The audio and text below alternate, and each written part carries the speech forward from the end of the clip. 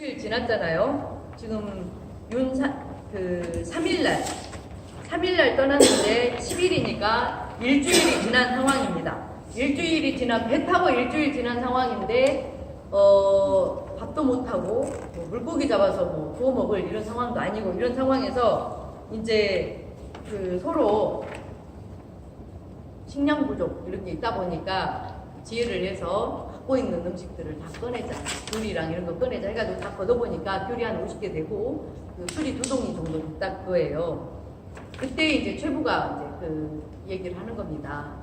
5월 경주라는 말이 여기서 나오는데요. 5월 경주, 한 배를 타면 적이든 이 친한 사람이든 공지가 되는데 우리는 하물며 한 나라 사람 아니냐. 그러니까 이 감귤과 술은 기갈이 아주 심한 사람을 구하는 데 쓰자. 좀 병약한 사람, 어려운 사람을 위해서 쓰는 데 쓰자 해가지고요. 입술이 타고 입이 마른 사람에 한해서 고루 나누어 마시게 하고 혀만 적시게 하고, 며칠 뒤에 감귤과 청주가 다 떨어지니까 마른 쌀을 씹기도 하고 오줌을 받아 마시기도 했는데, 얼마 안 가서 오줌마저도 이제 잦아버렸고 가슴이 타서 목소리도 나오지 않아 거의 죽을 지경에 이르게 된 이런 상황입니다. 자, 이렇게 했는데 이제 또 어떤 생존의 법칙이 나오냐면요.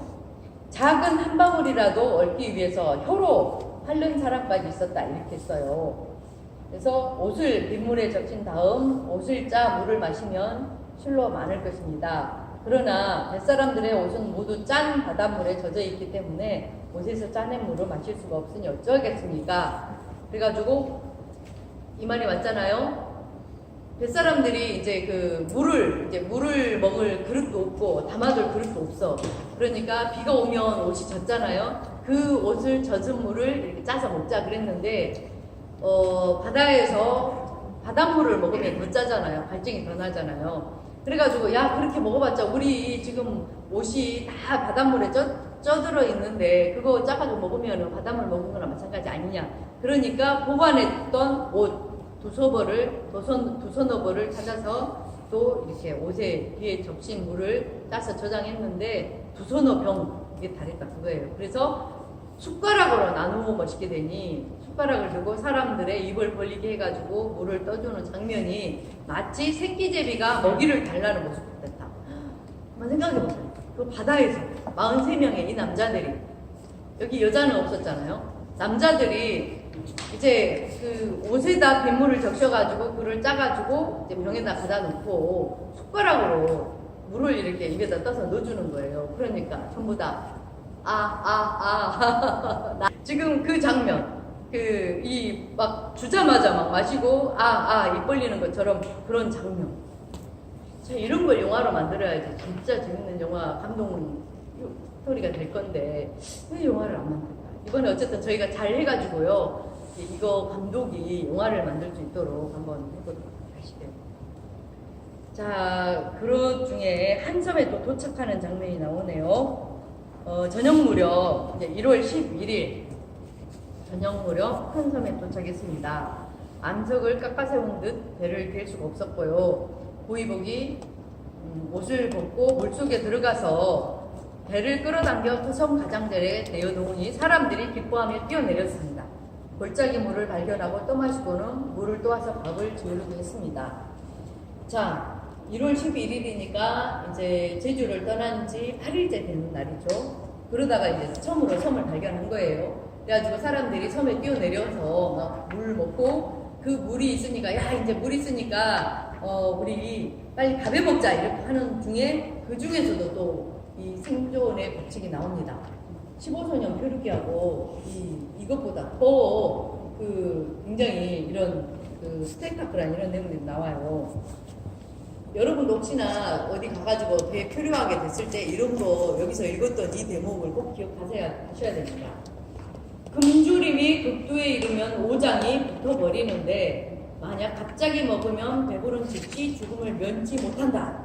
차라리 먼저 미음을 끓여 마신 다음 죽을 쏘 먹는 것이 나으니 적당히 먹었을 때 그만두는 것이 좋겠다.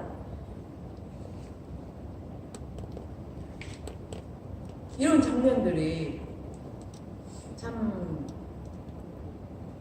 신기하잖아요. 이런 상황에서 이런 것들을 다 얘기를 하고 서로 살아갈 방도를 찾아가면서 이렇게 얘기를 주고받는다는 이런 부분들이 나옵니다. 자, 지금까지는 바다와 바람, 햇볕, 이렇게 배고픔 이런 거에 견디며 살아왔는데 1월 12일 영파부 경계에서 도적을 만나요. 이제 여기는 중국까지 거의 다간 이런 상황에서 도적을 만나는데요. 참 기막힌 이제 사연이 펼쳐집니다. 배 두 척이 우리 배를 향해 왔다. 정보등이 내 앞에 꼬로 앉으면서 모든 일에는 상도와 권도가 있는데 청하건대 상복을 벗으시고 권도로서 사모와 단용을 착용하셔 관일의 모습을 보이십시오. 그렇지 않으면 저들은 우리를 회적이라고 떠벌리며 모욕을 가할 것입니다. 지금 최부는 상복을 입어요. 상복 아시죠? 그 옛날 그 부모 죽었을 때 입는 그 상복. 근데 그 상복을 입은 상태인데 상복이 품위가 있나요, 없나요? 아주 허름하고 어떻게 보면 꾀죄지 하잖아요. 죄인이 된 마음이 있는 거. 네, 그 상황이에요. 그래서 그 안에 있던 부하 직원이 지금 저 배가 오는데 저 사람들이 뭐 하는 사람인지도 모르고 우리 나리께서 지금 이 상복을 입은 상태로 보면 분명히 우리를 업신여기고 해적이라고 이렇게 잘못 생각할 수도 있으니까 반복을 입어라. 좀 점잖은 옷을 입고 있으면 저 사람들이 함부로 못할 것 아니냐 이렇게 말을 한 거예요. 그러니까 최부가 말한 거예요. 세상에서 필요한 것도 하늘의 뜻이고 여러 차례 사지에서 다시 살아난 것도 하늘의 뜻이다. 이 섬에 이르러 저 배를 만난 것 또한 하늘의 뜻이다. 천리는 원래 올바르니 하늘의 뜻을 어기고 어찌 속임수를 쓰겠느냐. 좀 답답한 소리를 하죠. 이 상황에서. 점점 배가 가까워 왔어요. 이 배는 한 10여 명 정도 탈 배인데요. 그 배 사람들은 검은 속옷과 바지 신발을 신고 있었고 수건으로 머리를 싸맨 사람도 있었어요. 자, 검은 옷과 바지를 입었는데 수건으로 머리를 싸맨 사람이 있어요. 대나무 잎으로 엮은 삭각과 종려나무 껍질로 만든 도롱이를 입은 사람도 있었어요. 그리고 하늘을 썼어요. 중국인이라는 거 알게 됐죠. 그래서 종이에 글을 써서 보내었어요. 조선국 최고는 망령을 받들어 해도에 갔다가 막힌 때문에 급하게 바다를 건너다가 풍랑을 만나 표류하게 되었는데 이곳이 어느 나라 땅인지 알지 못하고 이렇게 한 거예요. 그러니까 그 사람이 이제 그 당나라 절강성 영파부 지방이라고 말을 했겠죠. 자, 이렇게 해가지고 그 정부가 손으로 입을 가리킨다 이렇게 하는 거는 우리가 목마르다 그런 뜻이겠죠. 그러니까 그 물 2통을 보내주었다 그렇게 했죠. 자, 이렇게 해가지고 사람들이 왔어요. 당신들은 어느 나라, 여기는 같이 한번 해볼까요? 당신들은 어느 나라 사람이요? 나는 다시 정보를 보내 앞서와 같이 답하고 이어도 물었다. 이곳은 어느 나라 땅이요? 그 사람이 섬을 가리키며 말했다. 이곳은 바로 대당 영파부와 하산으로 바람과 물길이 좋으면 이틀이면 조선으로 돌아갈 수 있어. 나는 또 말했다. 다른 나라 사람으로 풍랑을 만나 불사일생으로 다행히 대구고 경계에 이르렀으니 기쁘게도 다시 살아날 수 있게 되었어. 내가 또 물었다. 그대 이름 무엇이오? 그 사람이 답했다. 나는 대당의 임대요. 그대들의 만약 대당으로 가고자 한다면 우리가 데리러 가도록 하겠소. 그러니 그대들이 가진 부하를 우리에게 보내도록 하시오. 나는 답했다. 우리는 왕명을 받은 사신이지 상인의 무리가 아니오. 또한 표류하여 떠나는 후인이 어찌 부하가 있겠소. 그런 뒤 곡식을 들어 그들에게 보냈다. 그 사람이 곡식을 받고 나서 말했다. 이 산을 정박할 때 서북풍은 두려워하지 않아도 되지만 남풍은 좋지 않으니 우리를 따라 배를 정박하시오. 그가 우리 배를 인도하여 하루 묵을 만한 섬을 가리키며 말했다. 정박할 만하다고? 정박할 만하구나. 정박할 만하구나. 나 역시 일리가 있다고 여기 그곳에도 정박했다. 가연 바람이 불지 않았으며 섬 주변으로 배를 댈 수 있는 곳이 많았다. 섬을 서쪽 해안에는 두 채의 초가집이 있었는데 말린 고기를 만드는 집인 됐다. 그 사람들은 집 아래의 배를 정박했다. 나와 일행은 오랫동안 굶주리고 목마르며 피곤하고 잠을 못 잔 것이 크게 다랬다. 음식을 얻어먹고 바람이 평온하는 곳에 정박할 곳을 찾아 배를 댔다. 너무나도 피곤해서 서로 배 안에서 얽혀 잤다. 이경쯤 스스로 임대라고 칭하던 자가 무려 20여 명을 거느리고 왔다. 그 무리 중 어떤 이는 창을 잡고 어떤 이는 작도를 메었으나 활은 없었다. 그들은 횃불을 들고 우리에게 배에서 난입했다. 도적의 우두머리가 글로 써서 말했다. 우리는 가는 물로써 너희들의 마음을 끌어본다. 그대들이 가진 금은은 살아낼 것이다. 나는 답했다. 금은이란 본래 우리나라에서 나는 것이 아니라서 처음부터 가져온 것이 없어. 네, 여기까지. 자, 보시죠. 처음에는 호의적으로 나왔던 사람들이 금과 은을 내라고 지금 이제 20명을 몰고 온 거예요. 창을 들고 작두를 메고 횃불을 들고 배에 이제 들어와가지고 말이죠. 그러니까 우리는 그러면서 그 궁예 같은 사람이 있네요. 관원불로서 너희들의 마음을 꿰뚫어 본다. 뭐 별놈들 다 있네요. 그래서 가진 거 금을 찾아낼 것이다. 이런 상황이에요. 자, 그 뒤에 상황이 어떻게 되는지 77쪽 우리 목사님께서 한번 읽어주시죠. 도적의 우두머리가 다시 말했다. 너희가 만약 간인이라면 어찌 가져오지 않았겠는가? 우리가 찾아봐야겠다. 원래 나와 정보, 이정, 김중, 효자 등은 제주가 바다 건너의 땅이어서 왕래함에 기한이 없으므로 사계절 의복을 준비하여 여러 모퉁이에 쌓아서 왕래했다. 이윽고 도적의 우두머리가 큰 소리로 무리를 불러 모아 나와 배려 등이 쌓아놓은 행장과 뱃사람들의 곡식과 물건을 수색하여 자신들 배로 실어 보냈다. 남은 것은 소금기가 흠뻑 묻은 옷과 여러 종류의 서책 같은 것 뿐이었다. 도적 중에 애꾸인 자가 가장 악독했다. 네. 계속 네. 정보가 나에게 말했다. 적이 처음에 왔을 때 조용하였는데 우리의 기세가 약한 것을 보더니 큰 적으로 변하였습니다. 청컨대 싸움을 해서 생사를 결정하게 해 주십시오.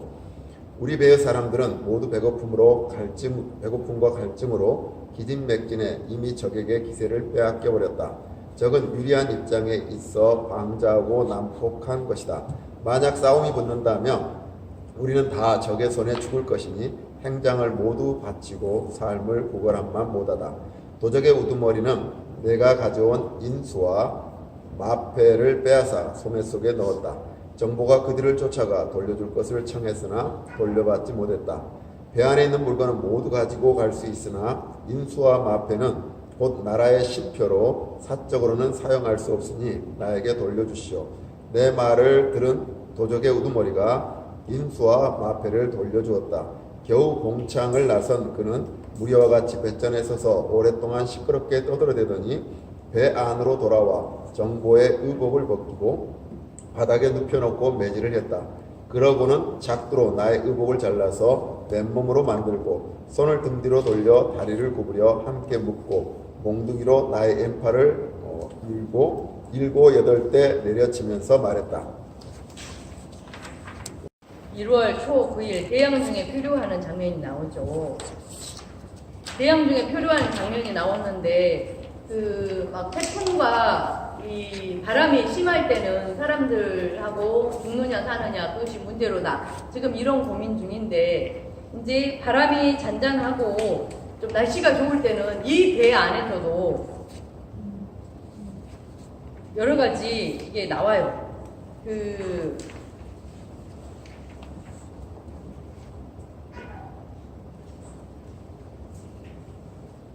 바다 갈매기가 떼를 지어 빠르게 날아 지나가는 것을 보고 뱃사람들이 기뻐하면서 말했어요. 일찍이 들으니 물때는 낮에 바다 위에서 놀다가 밤에는 섬이나 머리톱에서 잔다고 하던데 우리들이 창에 말리 밖에서 표류에 지나가다가 다행히 이 새들을 보게 되었으니 머리톱이 멀지 않았을 것입니다. 갈매기는 또 한 종류가 아닙니다. 어떤 것은 강호의 머리들이 떠다니기도 하고 또 바닷갈매기라면 떼지어 바다 가운데에 있어 조류를 따라다니기도 한다. 막 이런 얘기들로 서로 이제 토론도 하고 하는 이런 장면들이 나오는데요.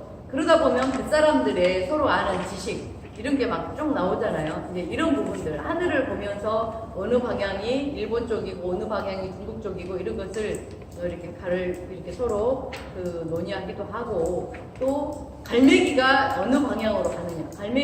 저 갈매기는 바닷갈매기니까 바다 한가운데 서로 이렇게 무리지어서 살기도 하는데 저 갈매기는 가까운데 그 무치나 섬 가까운 데서 사는 갈매기니까 조금만 더 가면 우리가 더 그런 곳을 만날 수 있을 것이다 하면서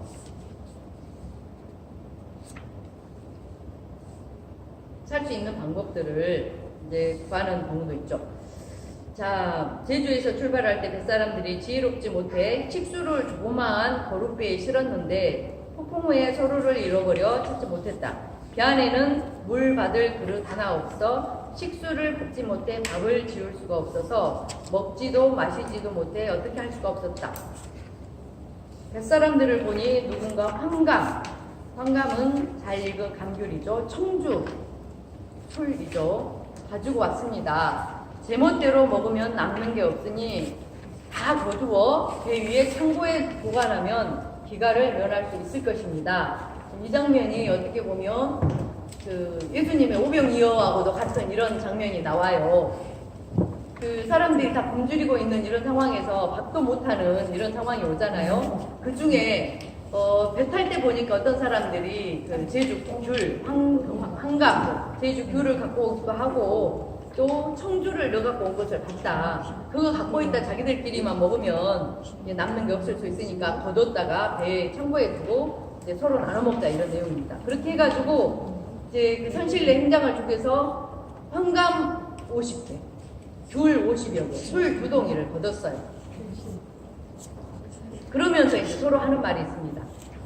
같은 배에 타면 멀리 떨어진 타 지역의 사람이라도 한 마음이라 하는데 하물며 우리는 모두 한나라 사람으로 도륙의 정을 같이 하니 산다면 같이 살고 죽는다면 같이 죽게 될 것입니다. 이 감귤과 술 한 방울이야말로 천금과 같으니 자네가 그렇게 관리하되 함부로 쓰지 말고 기갈이 아주 심한 사람을 구할 수 있도록 하라. 이 대목이에요. 최구가